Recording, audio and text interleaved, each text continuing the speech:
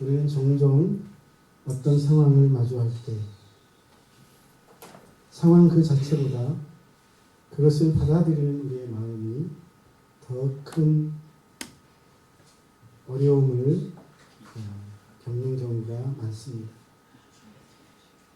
같은 일을 겪어도 어떤 사람은 비교적 담담하고 담대하게 넘어가는가 하면 또 어떤 사람은 오랫동안 그 일에 붙들려서 힘들어하고 괴로워하는 경우가 많지 않습니까? 그 차이가 무엇일까요? 그 차이는 외적인 조건보다는 내면의 상태에서 비롯되는 경우가 많습니다. 예상하지 못했던 일, 감당하기 어려운 경험을 하게 될 때 우리의 마음은 쉽게 흔들립니다. 머리로는 이해하려고 하지만 마음이 따라가지 못하고 감정이 그것을 극복하지 못하기 때문입니다. 그러다 보면 사람은 어떻게 될까요? 자연스럽게 자신만의 방식으로 그 상황에 대처하려고 합니다.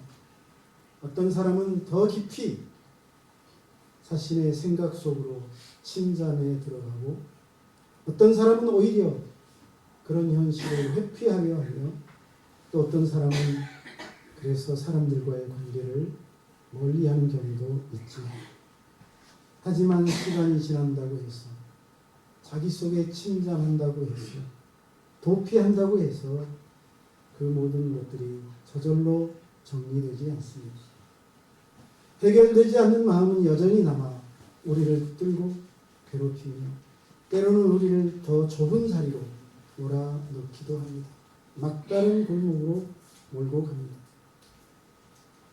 그렇게 사람은 점점 바깥이 아니라 안으로, 세상이 아니라 자신만의 비밀 공간 속으로 갇히게 됩니다. 오늘 본문에는 바로 그런 사람들의 이야기가 나오고 있습니다.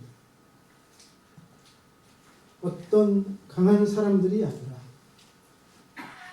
현실 앞에서 흔들리고 두려워하며 혼란 속에 스스로 갇혀있는 사람들, 그리고 바로 그런 사람들에게 그들이 머물러 있는 그 자리 한가운데 예상치 못한 방식으로 찾아오신 분이 계셨습니다. 바로 제자들에게 나타나신 예수님이십니다.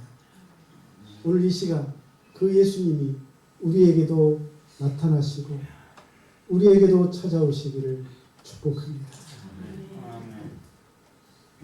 제자들에게 찾아오신 예수님은 어떤 말씀을 하셨습니까? 두려워하는 자들에게 평강을 선포하십니다. 본문 속 제자들은 문을 닫고 꽁꽁 숨어 있습니다. 누가 볼까 두려워 숨소리조차 크게 내지 못하고 있습니다. 그리고 단순히 문만 닫은 것이 아니라 마음의 문도 걸어 잠갔습니다. 그도 그럴 수밖에 없는 것이 그들의 마음에는 공포와 두려움이 가득했기 때문이지요. 예수님의 십자가 사건 이후 불과 며칠 전입니다. 스승을 잃었다는 상실감만이 아니라 바로 자신들에게도 그와 같은 비참한 일이 일어날 수 있다는 공포가 그들을 짓누르고 있었기 때문입니다. 대제사장과 서기관들은 더욱 득이양양해서 눈에 불을 켜고 그의 제자들을 찾고 있었기 때문이죠.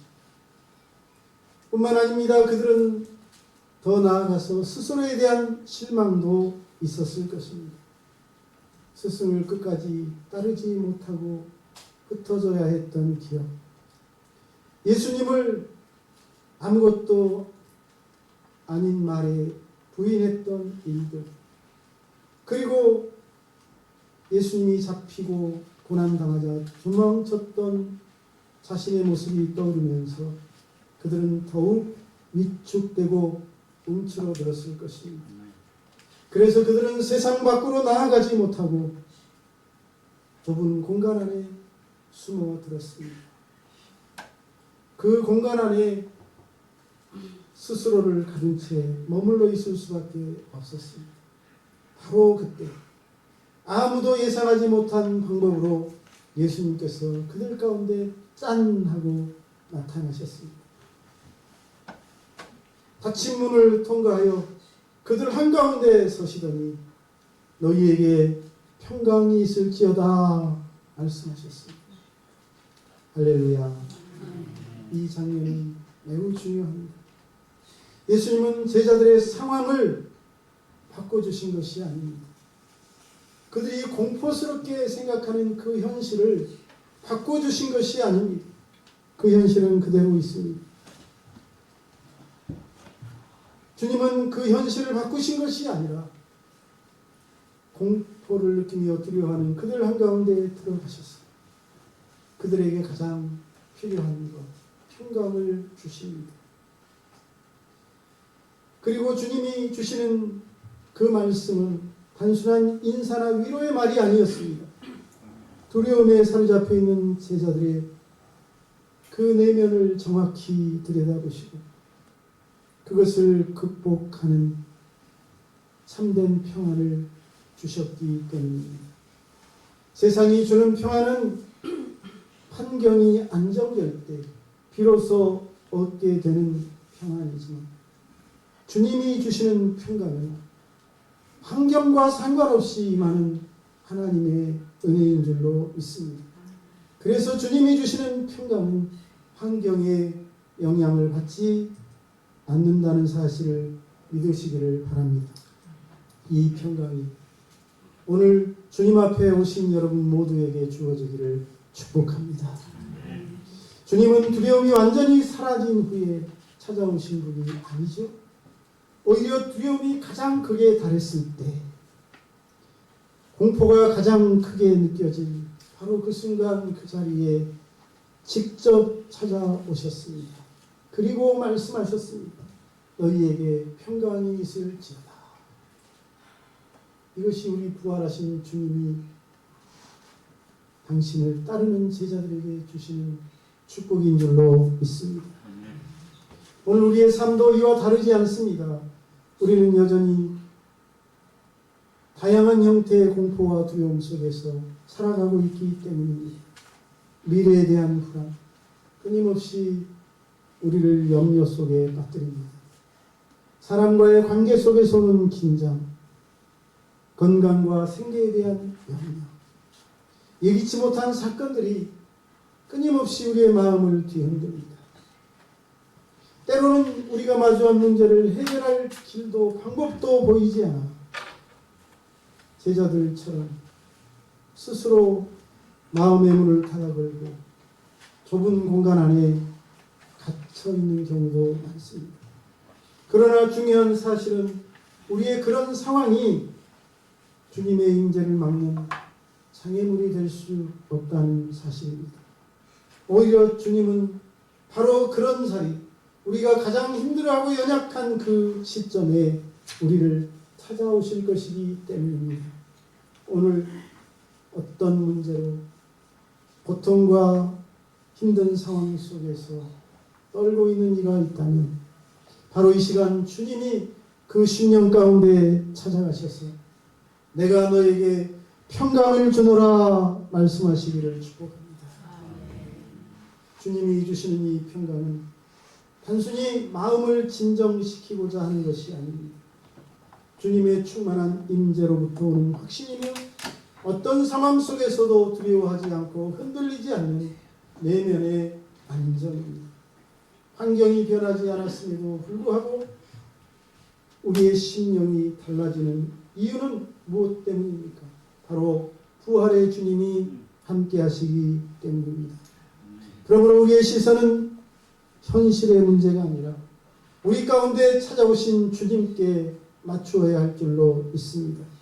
평강은 그래서 상황이 해결될 때 생기는 결과로 주어지는 것이 아니라 주님이 임하실 때 주어지는 은혜의 선물인 줄로 믿습니다. 저와 모두가 이 선물을 받아 누리시기를 축복합니다. 다음으로 부활의 주님은 제자들의 의심을 확신으로 바꾸어 주십니다. 의심하는 자들을 확신으로 이끄시는 주님의 모습을 우리는 본문에서 찾아볼 수 있기 때문이죠. 제자들은 지금 예수님을 두 눈으로 보면서도 주님을 믿지 못하고 있습니다. 온전히 받아들이지 못하고 있습니다. 성경은 그들이 놀라고 무서워하여 그 보는 것조차 뭘로 생각해요? 영으로 생각했다고 말하고 있습니다.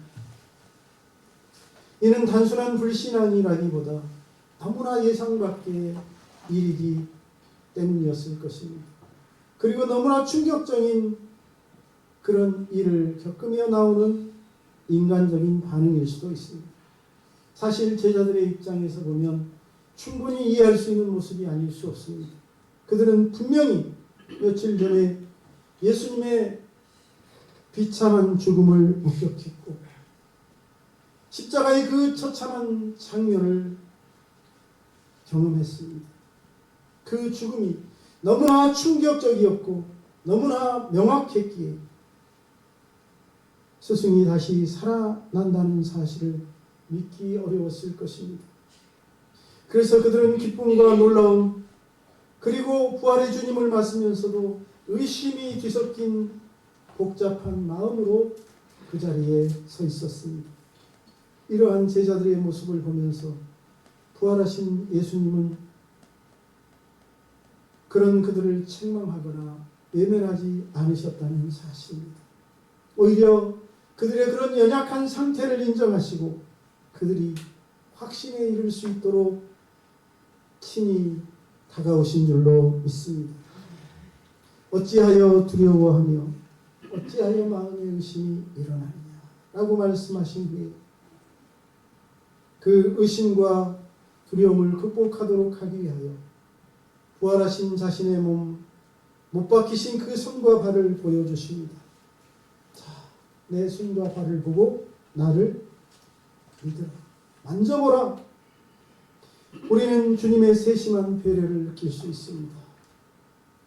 주님은 단지 말로만 왜 너 나 못 믿어라고 야단치거나 말하는 것이 아니라 제자들이 이해할 수 있는 방식, 받아들일 수 있는 방식으로 그들을 이끌어 가십니다.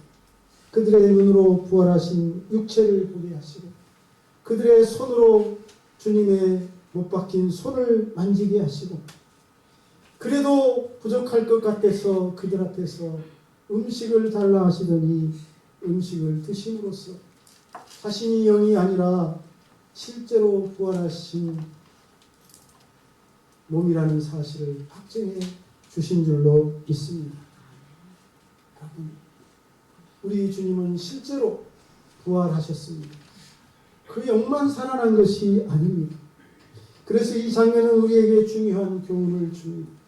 주님은 우리의 의심을 단순히 문제로만 보지 않으시고 오히려 믿음, 확신으로 나아가도록 이끄신다는 사실입니다. 의심은 그래서 신앙의 끝이 아니라 오히려 더 깊은 확신으로 나아가는 과정인 줄로 믿습니다. 우리 역시 신앙생활을 하다 보면 의심의 순간들을 경험합니다. 어떨 때 그렇습니까? 기도를 해도 응답이 없다고 여겨집니다. 하나님의 뜻이 도무지 내 생각과 경험에 맞지 않고 이해되지 않을 때, 또 현실의 문제들이 너무 크게 느껴질 때 우리의 마음은 쉽게 무너지고 흔들리지 않습니까? 그럴 때 우리는 스스로를 정죄하거나 믿음 없는 사람처럼 치부하기가 쉽습니다.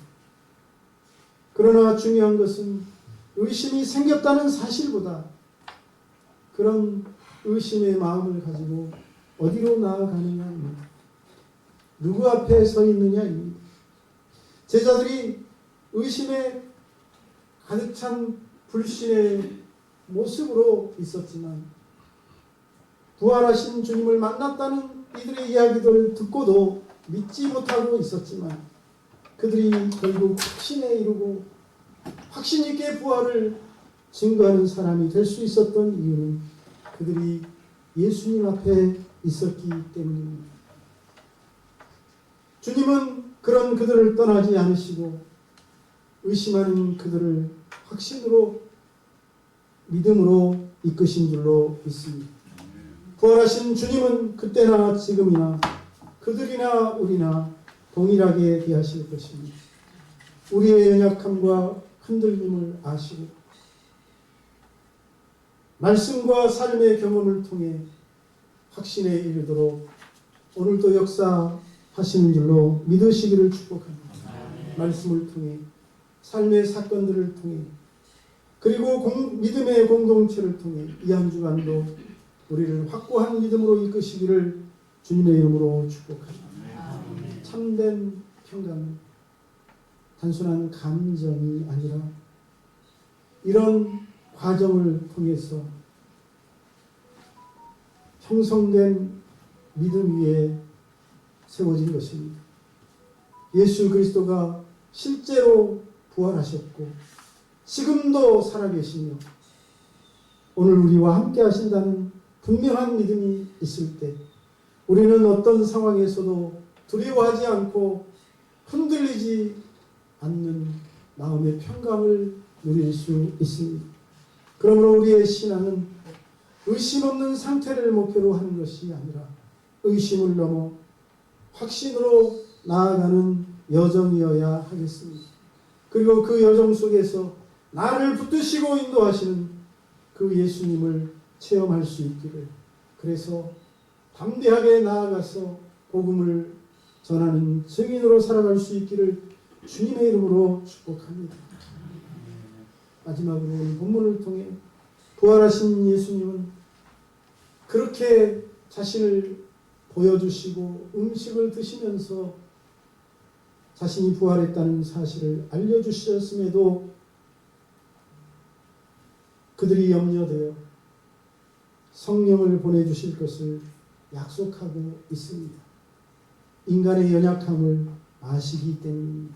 또 몇 날이 지나고 또 어려운 상황에 부딪히면 언제 그랬냐는 듯이 잊어버리고 주님을 부인할 수 있기 때문이죠.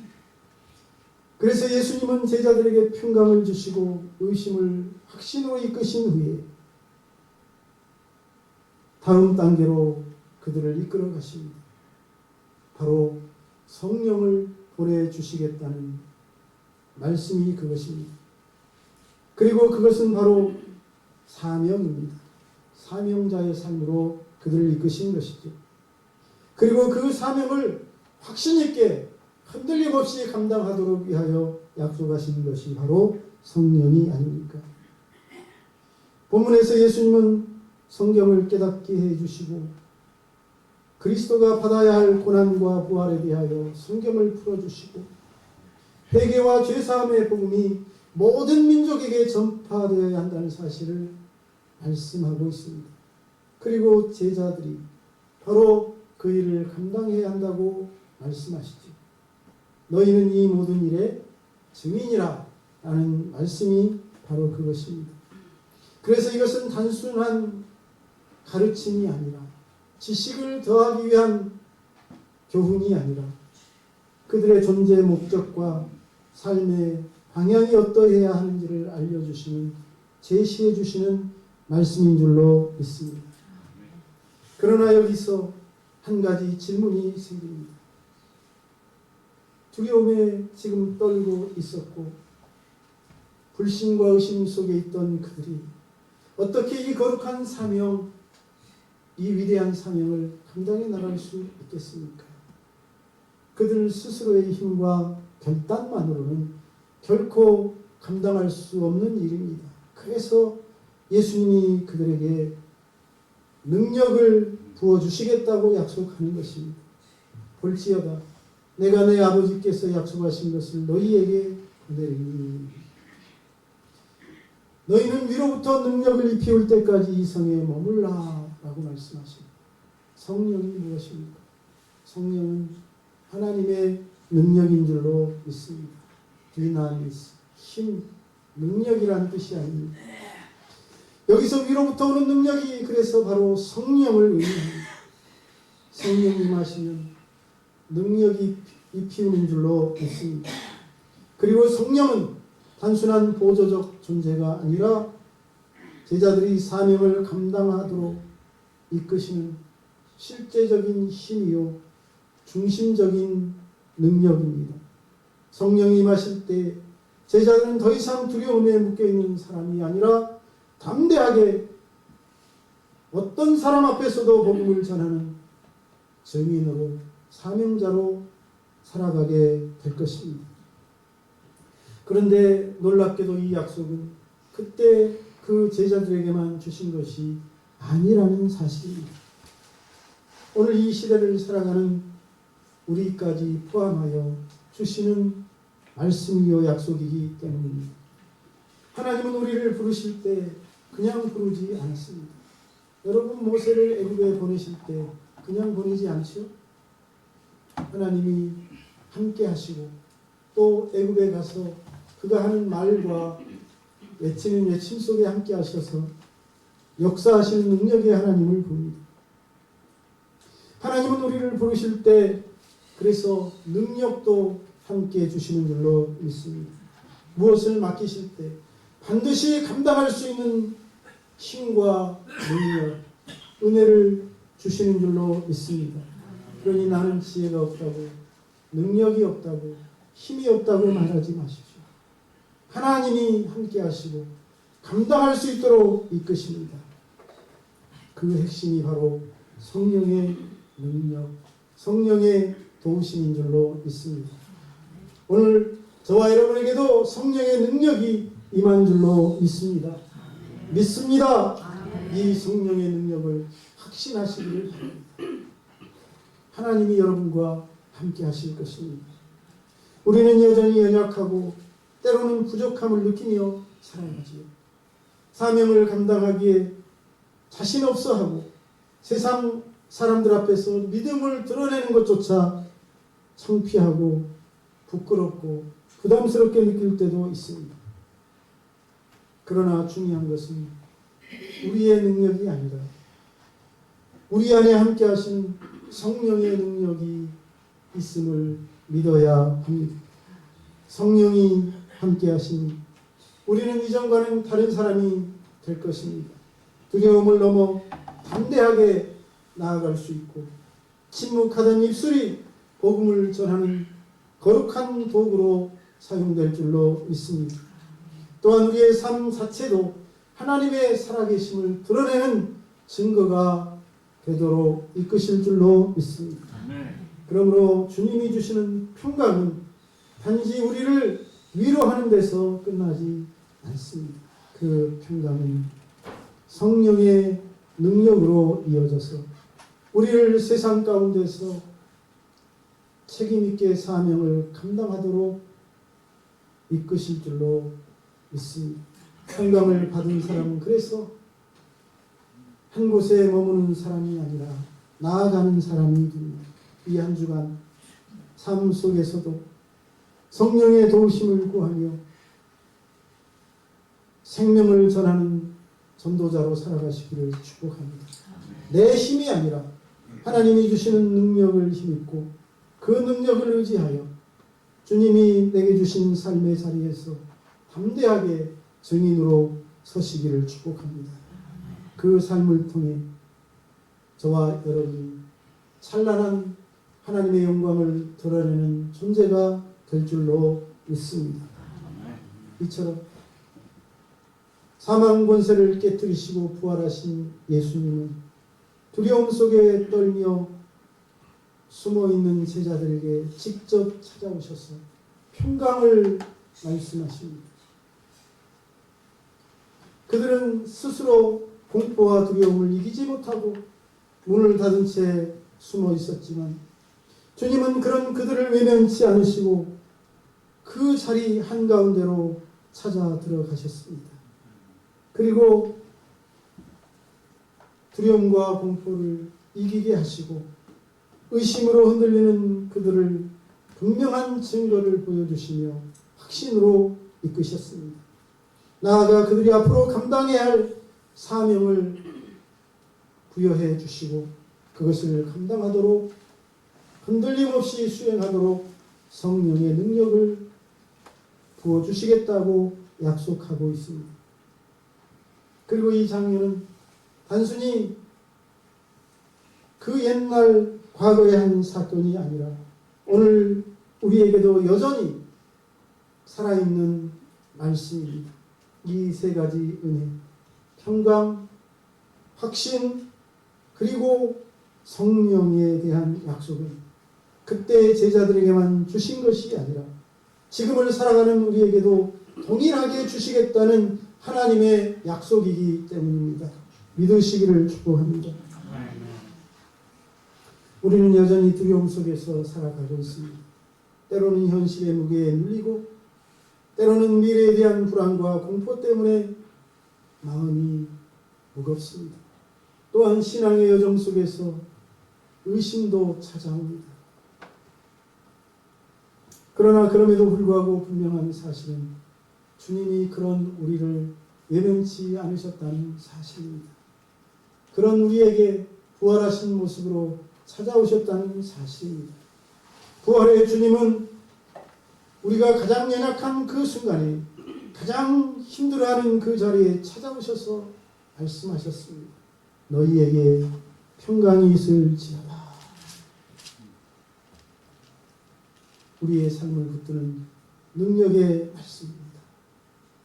주님이 말씀하시는 평강은 상황이 좋아질 때 주어지는 세상적인 평안이 아니라 주님의 임재를 통해 그런 모든 환경을 넘어서서 누릴 수 있는 평강인 줄로 믿습니다.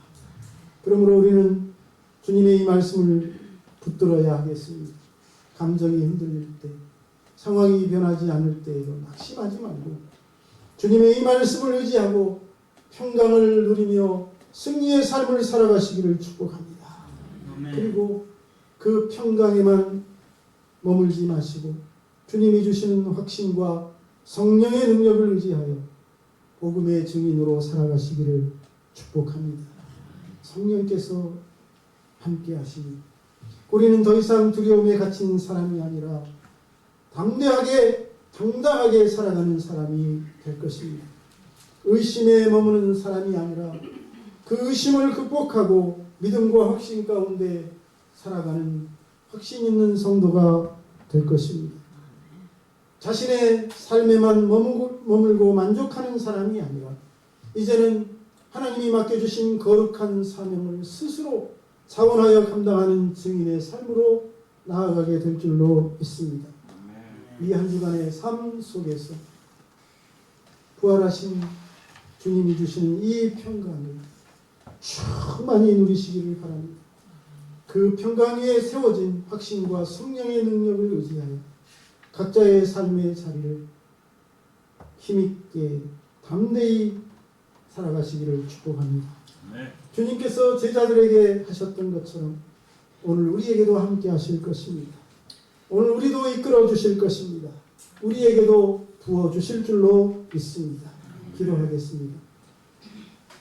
제자들에게 나타나신 부활의 주님, 그리고 그 주님께서 제자들에게 하신 사랑과 세심한 배려의 손길을 바라보며 부활의 주님이 얼마나 우리를 사랑하시는지를 깨닫게 해주시니 감사합니다.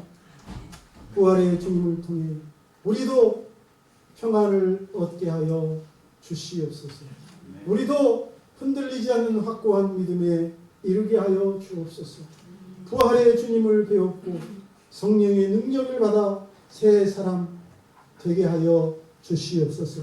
환경의 영향을 받지 않고 아무리 힘들고 어려운 문제라 할지라도 그 문제를 극복하고 하나님께 영광 돌리는 삶을 사는 우리 교회 모든 성도들 다 되게 하여 주옵소서.